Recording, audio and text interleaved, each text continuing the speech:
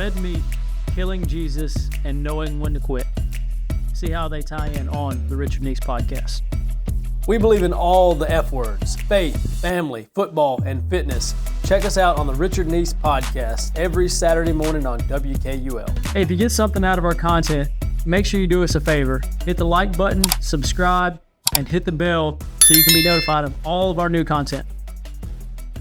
Hey everybody, Richard Neese here. Thank you guys so much for tuning in to the Richard Neese Podcast. We've got a awesome 30 minutes to an hour, depending on how long you listen to us, whether you're listening to us on WKUL or on our YouTube channel and other ways of finding us. You're going to be excited about the topics we have today.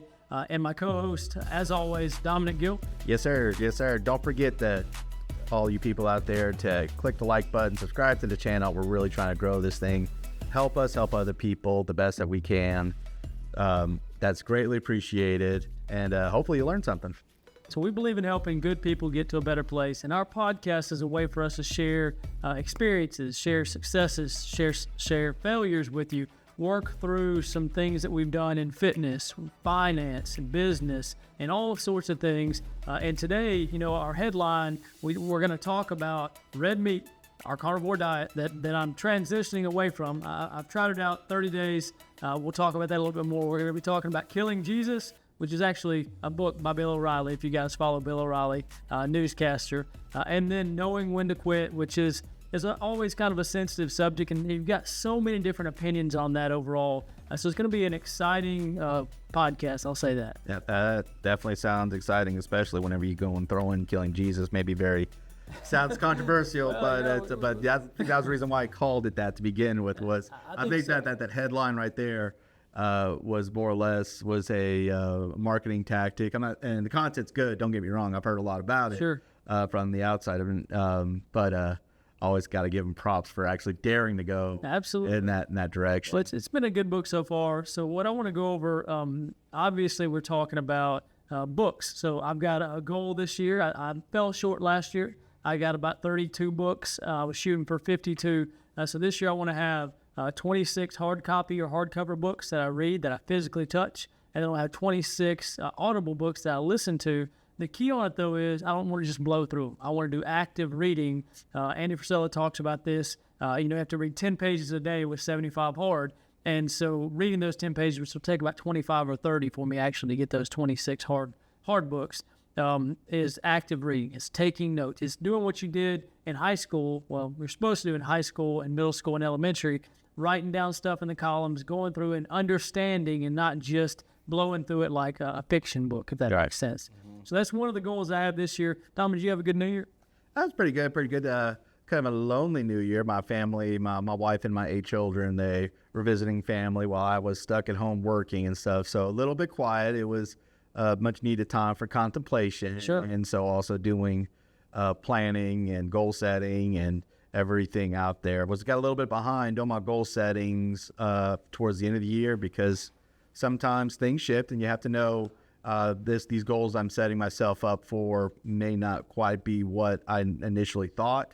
So a lot of resetting, and again, kind of what we talk about is like, hey, before you even start, sometimes sometimes you got to quit the bad ideas. Absolutely. Before they become there. Just because you wrote them down and just because you thought this may be something you want, and then you start properly evaluating and really looking at it, and not necessarily that something's daunting. Sure. It just more or less is like, does this really align with what I need to do? Absolutely. And so a lot of that's self-contemplation, searching for that, trying to figure out just kind of what this next year is going to look like and what you plan to look like, because you never know what it's going to look like. And then in the middle of it all, an exciting college football game broke out, and a fourth quarter game in the college football playoffs, Arizona State versus Texas, and got really, really good. And I became a bandwagon Arizona State fan all in a hurry, just to have them break my heart worse than LSU does. So. Well, what I'll say is that I am rapidly becoming a fair weather fan of college football, and I'll say of Alabama, right? So you got all the bandwagon fans that you get on there. I've been moving away from college football, I would say, for the past 2 or 3 years. I saw some softening around the edges of Nick Saban, and what I believe was good coaching and good leadership. and it turned more into a game that was more NFL-like, more business, and more about, I guess, having fun and kind of expressing yourselves as opposed to the discipline and the growth side. And a lot of folks will disagree with me there. I mean, that's kind of like Princeton basketball versus NBA basketball, right? So with NBA, you get all the dunks and the three-pointers. With Princeton basketball, you get cuts, good defense, and purist fundamentalist stuff. That's kind of where I lean towards. I'm not a fan of dancing in the end zone and doing all that stuff. It's one thing to be emotionally excited. It's another to map out or choreograph an entire dance with a team. To me, that's, while it seems fun, to me it seems undisciplined. And in Alabama's terms, you look at how many losses we had this year, obviously there was something that changed, because I don't think the talent level dropped off as much as some people might say. Now, you can argue schemes and stuff like that. I understand that Jalen Milroe is not the right quarterback for the DeBoer scheme. I get that. But what I saw was some lack of effort, some lack of discipline from players across the board. I remember it was one of I forget who the safety was, but he came up and kicked the ball against Vanderbilt. I mean, that type of stuff I just don't agree with. I think we should be disciplined. I think those men are leaders out there. And what they're showing, my son is watching, and he doesn't understand that those guys are 19 years old. He sees those guys as superheroes. So when you act like that, I've got a problem with it overall. And the more we pay these guys and at the college level, the more I feel like they're opened up to exposure, even though you'll see all over social media where, well, these guys are 19-year-old kids, this. Well, there's 19-year-old soldiers, there's 19-year-old policemen. You don't give them the same grace, or most people don't. That's where I'm at. If you step in a professional field, I'm going to see you as a man or woman, depending on what it is. I'm not going to see you as a child that's learning. I just can't do that. I know a lot of people probably hit me up on that, but I just struggle with that. And being a fair weather fan, I haven't even cared much about the college football playoffs. I actually did not even watch the Alabama game against Michigan. Of course, I was working, but I had to record it. I didn't even go back and watch it. I'd heard how bad it was with turnovers and things like that. I decided that I would be better off. Delete it. It's still there, but it's just not something I enjoy. Win or loss, if they win and they're showboating, I don't want to see that either. So that's just where I'm at on college football. I don't know how you feel about it overall. Well, I think that your perspective of where you're coming from may be a little bit different. And for the most part, I do agree with you about everything you're saying. But my perspective is that when you coming from the gold standard, which to me is an unfair statement to make, the gold standard of it all, to me, it was the exception. Sure. It was something that's never happened before with the greatest coach of all time being able to go and get the talent that he had to put together a team with that kind of drive and everything. And I think that what it does, it sets a different expectation. I would agree with that. Of what you would like to see, because you got accustomed to that. And so on the other side, I had to deal with Les Miles. I had to deal with, again, Orgeron, and even to the point where we've been dealing with Brian Kelly right now as an LSU fan, and that whenever he does bring that harshness, that roughness in here, everyone just saying like, oh, crybaby Brian Kelly or whatever. I'm like, man, he's saying a lot of the same stuff Nick Saban said before. It's just a different time. Yeah, he's saying a lot of the same things that he did before. It's like whenever he says something about the players aren't playing up to their potential, they're saying, oh, he's throwing his players under the bus. Right. And again, they're saying he's not taking responsibility for his coaching. Now, I agree that there's a little bit of both on that right there. But he's just got to move his hands around like Nick Saban, and then he'll get more credibility. I think what it comes down to is a bunch of salty Notre Dame fans who's out everywhere, and they have a big influence.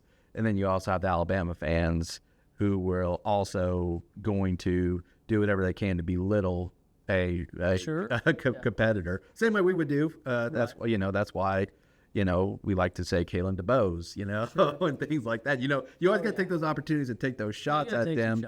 So, but all that is to say for me, with the kind of football we've seen and we've grown over the years to see that inconsistency, that lack of discipline that happens from time to time, having the best of the best elite level talent on your roster get underutilized until you see them in the NFL. Right. And all of a sudden you're like, I agree with that. You're Especially like, LSU. yeah, you're like, wow, so we They were studs. yeah, you're telling me at one time, we couldn't have done more with, some of the greatest wide receivers to ever come out in the last 15 years or 10 years really were from LSU. And so for me, my standard, my expectation is not so high. So when you're seeing what's going on, it's not necessarily a letdown. It's more or less like, okay, so this is the way things are going. These things are changing. I don't like a lot of it. But I also understand that nothing's going to stay the same. If you ever, I agree with that you have to adapt quickly in this ever-changing world of how things are going. And obviously money's going to rule a lot of it. Sure. It's just now it's becoming more out in the open. And then whenever you stop having closeted backdoor money exchange. Are you telling me that the NCAA, they paid players before nil money? Is that what you're saying? Exactly. Oh my goodness, like $100 handshakes? Is that what you mean? Exactly. So now that it's out in the open and that you can't open. It's not fair anymore. Yeah, now that it's out in the open and that they can actually go through and contact agents and create this bidding wars and stuff. And the agents are doing their job, but the agents are destroying football just as much as real estate agents destroyed real estate in the last 4 years. Yeah, I don't disagree. Yeah. So I'll tell you this. So Nick Saban, I respect the man for what he did as a coach, as a leader. He's a leader of men, truly. I love championships at Alabama and all that stuff. But one of the my most memorable memories of Nick Saban was when Julio Jones was a freshman, and Julio Jones was calling in blocks and just not blocking. And he sat out for a whole game. Now, this is the best wide receiver to ever go through Alabama at the time, and maybe still. He's definitely one of them. But Nick Saban put him on the sideline. He's Hall of Famer. He's Hall of Famer. That's right. And he put him on the sideline and said, "You're not going to play for me if you don't do the little things." Now we can talk about, all the comeback wins and this and that. That's great. But to me, that's what coaching was. That's what championship football was regardless of who you are, this team is more important than one person. You will buy into our concepts or you won't be here. Now, I think that there's some legitimacy to what you're talking about as far as nil and transfer portals. Now, he would just transfer. Okay, you want to sit me, coach? No problem. I'll go somewhere else. I'll end the transfer portal right now. That's what would happen. So to me, the game has left me, and I'm fine with that. I think I've actually told you before, Dominic, that unless I'm sitting up in the box, then that game really isn't that important to me. I like rooting for, I like entertainment, I like seeing guys compete at a high level. But if the only reason you're competing is for money, I don't really want to watch you that much. Yeah. I mean, that's what makes great NFL players great, is they would play for free to win that championship. Great ones. Now, most of them are there obviously for the cash. Oh, well. And you look at, you shift over to another sport, you look at load management in basketball and stuff like that. I mean, I think you can go down a slippery slope. To me, it's love of the game, and it's wanting to push yourself and your team to do greater things. Does that make sense? Yeah, absolutely. That's just me, and that, like I said, the game has left me, but I'm not going to sit around and complain about it. At this point, I probably will watch a couple games next year in Alabama, but I don't have the love of watching guys at 19 years old decide they're going to sit out a couple plays because it might affect their contract. Let's go to win. Now, that's what I want to do. And that's obviously I was not a professional sports athlete, but that's what I would be doing, is going out there. I wouldn't be looking at longevity in my career. I would play for what I played for. But I understand the other side, too. You want to affect legacy of generations to come. I get it. I'm just not going to be a fan. That's where I'm at. So we could probably talk for hours about football easily, but that's one part of the South that's almost like religion that I'm curious that if it'll stay the same way. But talking about New Year's, talking about New Year bowl games, New Year traditions, things like that, you stay up all night? Yes. You stay up and do you Till midnight. Kiss your wife, and I hope kiss your wife, and then go to sleep after that. I mean, you got 8 kids, so I think we know you're probably doing a little bit of kissing. So Yeah. Maybe I only kissed her 8 times. that's right. Yeah. Just 8. Right? Yeah. I was just curious. A lot of folks will stay up and they'll party and they'll bring in the new year. I'm an early bird, so I'm not a bring in the new year guy. I've done it for several years, but for me, I went to bed at 10:30, and I woke up at 4 o'clock, and I was reading, and I was doing exercise, and I was trying to put into action the things that I was trying to work on. So that's kind of my strategy in the New Year's is let's bring it in early and let's go hit the pavement running, if that makes sense. Yeah, no, absolutely. Wife wasn't at home, so I just was kind of in between watching movies and, Sure. I'm a little bit of an online gamer, so the squad was on, so just was playing a little bit of games. I got you. We rung in the New Year's. It's been this new game that's taking the world by storm right now. It's called Marvel Rivals. Okay. Not going to get super nerdy on you right here, but the clock struck 12 the minute that we got a loss. It was like a loss and stuff. Yeah, we're good. Yeah. We got about 10 more minutes or so. So we had our construction guys coming in. So we had to go to a different location today. We were typically at the radio station at WKUL. With the holidays, we had to change things up just a little bit overall. But so I mean, enjoying that kind of stuff is important, and bringing in the new year, finding other things that help you recharge are important. Going back to setting your goals, expectations on things like that, we had a podcast all about setting goals, and I think I said it then. If you're starting to write down your goals, which I'm guilty of too, in December, this is the last week of December, you're probably already too late in my opinion.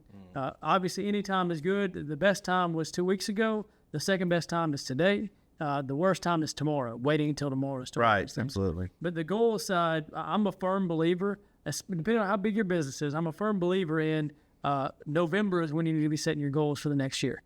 You can be finishing up on your goals in November, December, but in order to actually implement the things that need to happen in order to get into the next year, you need 30 days in most cases. Whether that's health related, is what happens. We make it 3 weeks or 2 weeks or 3 days with our health goals, but the gym is too crowded, this and that. If I'm 30 days in on my goals as far as my diet goes or my routine, it's hard to break at that point. So now I'm actually seeing progress. So I almost set it back 45 days at November 15th to December 1st as my goal time frame, because then I can go ahead and start implementing things. Like in our companies, we were doing research on apps we're going to use for 2025 in November, because we didn't know which one it was going to be. But we know we want to make these changes. My wife said this and made me so proud.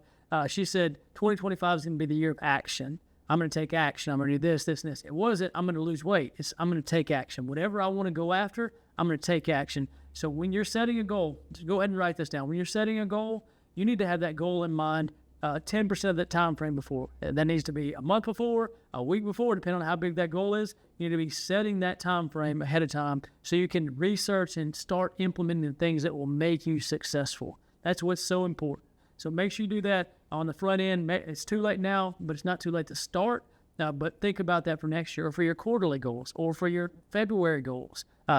You can make that happen, but implementing that's going to be super important. And that's what the goal setting is about, is making sure that's sustainable long term. Absolutely. Yeah. So for me, I was like, I've already, like I was talking about before, it was more a matter of contemplating and reevaluating, because I did set some goals and had some things happen between there that kind of shed some light, and having to change some goals around, because now just, internal business things developed. And I was like, okay, well, this goal that I set for myself, this is not going to be a realistic expectation. So what can I do to make a realistic expectation based on now that I'm looking at what I'm looking at now? So essentially, at one point on it all, you have to constantly fight this, and this as well as most people, is that I am one of what do you call those people? You say it all the time.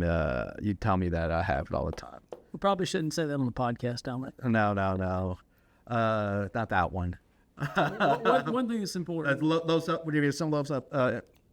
Oh my gosh, imposter syndrome. Right. So when someone is struggling with imposter syndrome, and again, I'm not going to go and talk about it like, oh my gosh, I struggle with it, but it comes up, and then I have to talk myself out of quitting. Sure. A lot about, like, gosh, what's all this worth? I made all these plans based around this one event, and now this one event that I had banked on is not going to happen, Sure. it made me just want to quit. It's just like, well, what was the point of all this stuff that I built up for planning for the 2025? And now that this event is not going to happen on the very last day of the year that this comes to light. Right.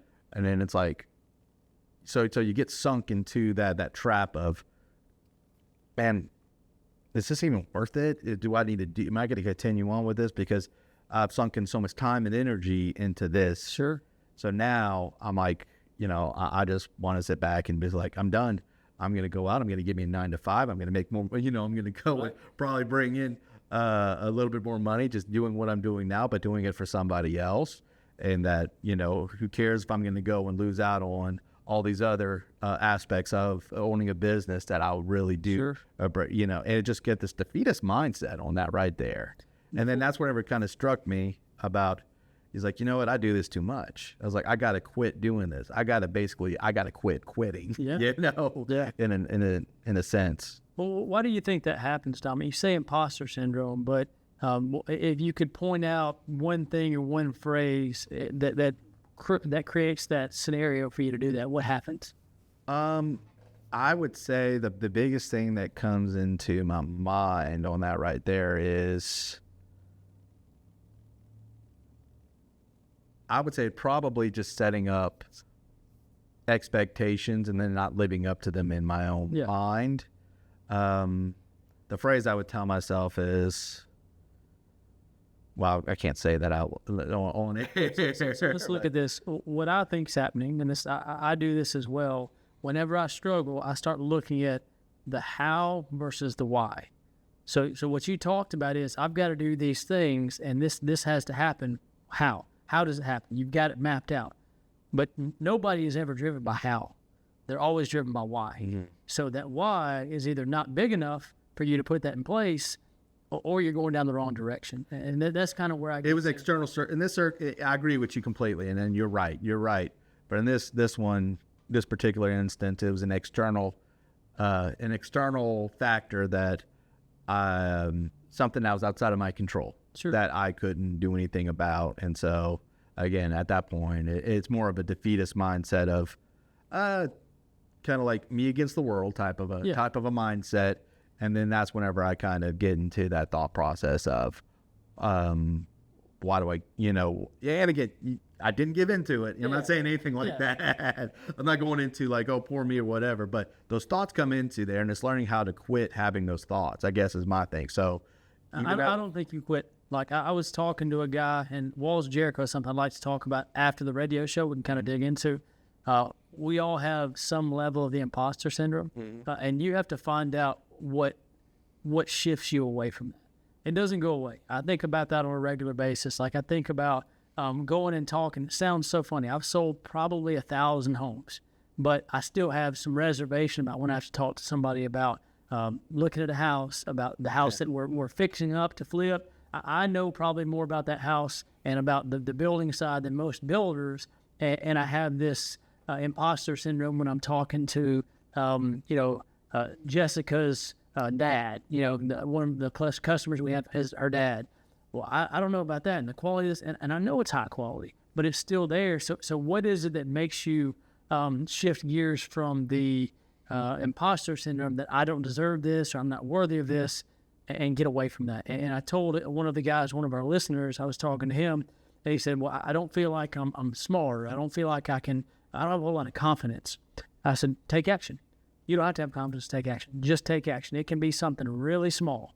But when you take action, then it becomes less about you and more about the thing that you're doing. Because once we start getting our headspace, me personally, I struggle when I get in my headspace. But when I see, all right, there's a thing in front of me, and it's a challenge, whatever that is, and I have to conquer this challenge, or my kids don't eat. I remember very specifically us riding in my Pathfinder, doing a video, and you asked a question, and it was I remember this. If you needed to make $1 million right now, or in a week, could you do it? Well, I really don't know. What does that mean? It would be really hard for me to make $1 million. But what if your wife was going to die if you didn't make that $1 million? That changes your perspective. Now, I didn't say legal, Just how would you find that $1 million? Right. That's what you asked me. Yeah. I could find a way. Yeah. I would do something to make it happen. Now, when you start looking at it, that's a why issue for me. Now, it's not exactly what you're talking about, but you can also put it into perspective of whatever this external thing is out here. What did I really want? Did I just want to influence that external thing, or did I want economic freedom, or did I want a business? Or when you start going further than whatever that thing is that's in front of you and saying, why am I actually doing this? Then you find another way to another gear, another avenue, another way to solve the problem. And it gets me to thinking back. I was talking to the kids yesterday about Kirk Kerkorian, about Sam Zamuri, about these men that were billionaires, and most of them started with nothing. They're first generation Americans. Right. Their why was, I have to. Mm-hmm. I have to because I've got to be somebody, because I've been dirt floor poor, and I need this in order to be fulfilled. Now, you can argue, you get a psychiatrist in here, and they might argue about issues that they have, complexes, whatever. But at the end of the day, there was something inside of them, their why, that was bigger than any problem that they saw. So it's like, okay, now it's just how long is it going to take me to get there? So that's where I get to when I start thinking about quitting. And then you also have to, I think you have to reestablish the goalpost sometimes. Do I really want that? Right. Because that's the question that most people don't ask themselves is, what do I want? Now answer it honestly. Very few people know that, because we've enabled, we've helped, we've supported people to get to their goals. And then once they have that support, it's like, oh my God, I don't really want that. Right. I don't want to own a business. I just want to not have to answer to a boss. Right. Well, then say that. Yeah. That's not what you really want, because running a business is this thing. Right. Not having a boss, you can go to prison and not truly have a boss. Mm-hmm. I mean, nobody's telling you what to do except to go to sleep and eat. Mm-hmm. And then you get all the free time you want, right? So what do you really want, in understanding that? And then am I willing to sacrifice the things to get what I want? And if you are, you'll do it. And if you're not willing, then you may change that. Like a good example, you're talking about quitting. I'm going to raise my hand right now. You've got it on video. I quit. What did I quit? Well, I quit running because I was running and I was trying to reach a goal for the year for 2024. I was running. I was trying to get a 7-minute 5K pace per mile. Well, I've lost 35 pounds in the last 3 months, and I realized in order to get to that pace, I was going to have to drop some more weight, and I was going to move myself further away from what I really want, which is to be a strong, capable man that feels dangerous again. That feels like I can handle myself. That feels like if there's a 250-pound guy in front of me, I'm going to give him a scrap. Right now I'm at 165 pounds. I'm probably not going to give him much of a scrap with my training as of late and then my physical ability. So I want to change that. So that's more important to me than a 7-minute pace. So I quit. I ran a 6:30 pace on 1 mile. I said I feel good about that, but I'm not going to do what's necessary to get to that faster pace because I don't want to become that person. That's what quitting is, and to me that's acceptable, quitting, because I no longer want to be that person. Truly, I don't want to give up those things. I'm not willing to die on that cross, if that makes sense. Yeah, absolutely. We'll make the Jesus reference. Yeah, well, there we go. But I think we're coming up on the end of the time for the radio segment of it all. I think that might be a little bit past it. So might have a couple weird cuts in this video in order to fit that radio time. Mostly me. I'm sure I'm if you see a weird cut and I'm talking, it's because I have to go cut out a real That's long right. So it's actually just going to be all me talking, and I'm just going to cut himself away. We appreciate you guys tuning in to WKUL, our radio show. It's Saturdays at 9:30. Thank you guys so much. Make sure you tune in on YouTube for the next part of the episode if you want to learn more about the walls of Jericho, about red meat, and about killing Jesus. So now we're back into the rest of the YouTube video on rest of the segment for YouTube now. And you should have the full version if you're watching at this point. Yeah. So if you get the radio edit, I think Ron will probably just speed us up, right? Yeah. He'll probably put it like 1.2 or something like that, and then it'll save 3 or 4 minutes. Possibly, but then we'll be talking like chipmunks. Well, so that is my hack. If you're listening right now, the hack for reading more books is to speed it up. And what I'll say is, don't start on Audible. 1.5. Don't start at 2.0 on Audible. I'll listen to 2. Usually it's about 2, but I don't listen to 2 to begin with. Every time I start at 1, and then I give about 30 seconds, and I go up to 1.2. and another minute, and I go up to 1.5. And my ear catches up to it. Now, are you going to miss some things? Absolutely. Yeah, listening to it twice as fast. But when you can take a 10-hour audiobook and turn it into 5, to me, it's efficiency. I'm going to listen to it again anyways. But to me, it's the content that I'm listening to overall. So that's a hack for you guys. Yeah, absolutely. What the problem is with people like me, and I've done that as well, is that I'll do that 1.5, and then they'll catch a real good point, a real good subject, and I'm like, man, that was good. And then the audio is still going on in my mind. I'm still contemplating. Yeah. I'm contemplating that. Then I get back. Then my ears wake me up again. Like, wait, it's still going on. I agree. And then I'm like, crap. So I have to go turn around, rewind it back to that spot. Right. That's right. Sometimes I'm like, all right, let me pause it and think about that a little bit more. Kind of like process it, and then actually make those mental notes or mental decisions based on what you just listened to. It's like, all right, now go back to it. So you speed it up and you stop and you slow down and then you speed up again. Stay at a pace, right? The slower pace. Well, no. Even at a slower pace, I still, my mind will start going off on down, like, and they may make a small point about something. Sure. And then my mind will go down this rabbit hole. Well, if that means that, then this also means this. Absolutely. And then all of a sudden it becomes a math equation in my mind of equivalency for it's like everything. The meme with all the stuff on the board. Yeah. I got you. Yeah. What I'll say about that is I don't listen to deep stuff on Audible. If I get a book and there's some really deep concepts in it, I'll order it. And I order every book anyway. So I'm a conspiracy theorist in the sense that I believe that, like Fahrenheit 451, we're going to be burning books eventually. And so I order every book. If I finish, like I just finished The Gambler about Kirk Kerkorian. Well, I told Catherine to go ahead and order me a hard copy book. I'm going to put it in my library so I can go back, and when I read it again, it'll be marked up. But if there's something deep, like I had a buddy of mine, Bipin Prasad, he sent me a book about a Westerner's view of Hindu. The Bhagavad Gita is what it was. I'm not going to be able to listen to that. There's going to be too many foreign concepts that I'm going to have to really think about and translate. And it's in English, but I have to translate what it really means to me. So I'm not going to be listening to that solely. I'll be reading that one too. So that's what I do on the book side. All right. So one of the teasers we had was our diet, right? Everybody has a diet. Some of them are healthier than others. Some of us are more conscious. I like I said, 90 days ago, I was 204 pounds. Right now I'm 165, so almost 40 pounds. Congrats.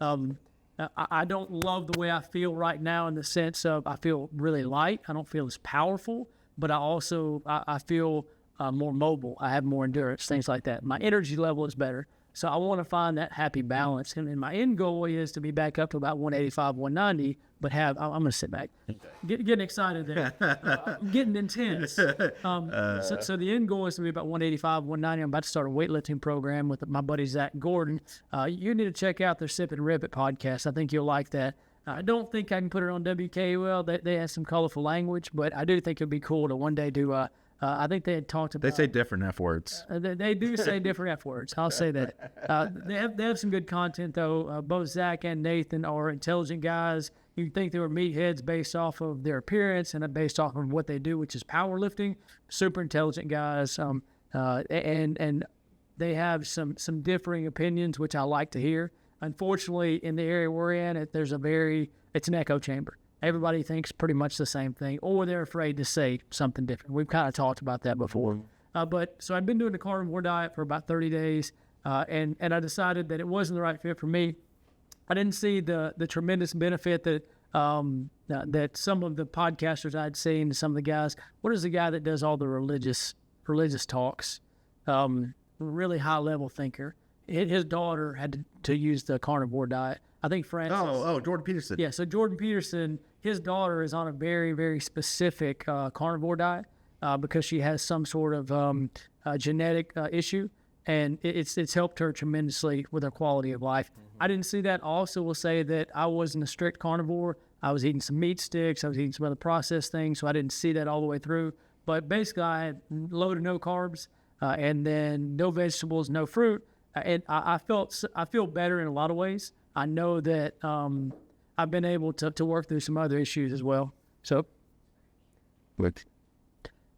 working through the carnivore side, I've now transitioned to paleo. You know what paleo is, Dominic? I'm vaguely familiar with it. So basically, paleo is anything you can hunt or you can pick. So fruits, vegetables, and meat. So it's a little bit more expanded than carnivore. I think it'll be better for my weightlifting because on carnivore, there's just not a whole lot. You got zero carbs. That's right. That's right. Yeah. So you start eating it. If you go over that capacity, you start eating your fat, which is great, but you also don't have the energy to continue on that. So that's why I was struggling on that. So that is our red meat piece.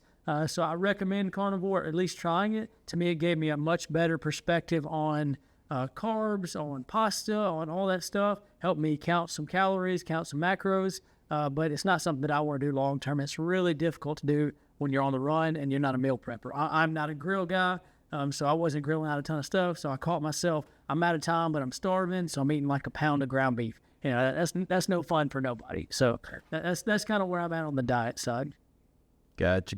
Yeah, I did keto or keto light, I guess you could say. And that's whenever I dropped. Well, you dropped a lot of weight. I dropped 60 pounds. Yeah. So probably gained about 30 of it back, which is why I'm back. Probably why I was having such downtime is like after the holidays. During the holidays, you might have had a little bit of a sugar binge. And that might play into. Sure. I think that does play a role into. I think when so. You're having those low moments and stuff. Is that your body is telling you, hey, you need to get off of this stuff. So I did realize that afterwards. I was like, yeah, that's probably the sugar talking to me and why I'm being emotional. So I dried the tears out of my eyes, like getting off the sugar. But that was honestly whenever I did the keto light.